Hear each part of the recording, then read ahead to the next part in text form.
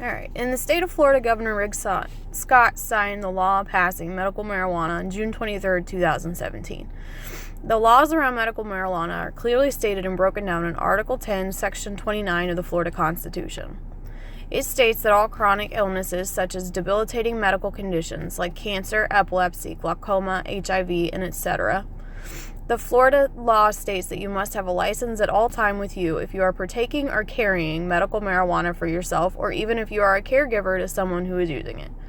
This helps in giving law enforcement a guide to help the people who should have the drug legally and those who should not.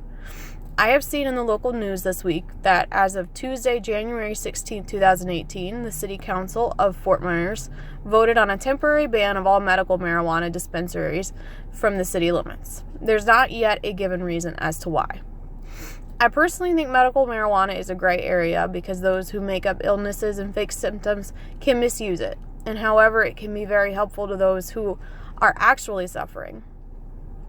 My grandfather was suffering a few years ago from Parkinson's disease, and unfortunately we lost him before the law passed for it to be legal in the state of Florida, but I think due to some of my own research that medical marijuana would have benefited him in many ways, especially with his hand tremors.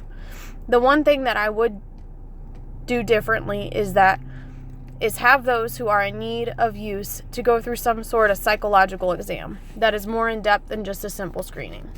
I have a different outlook on drugs now that I have worked for law enforcement. The one thing that many people do not think about is that even though they are not legal, they are still attainable. So I feel like if they were legalized, then maybe we would have a better way of keeping track of the people who are misusing them.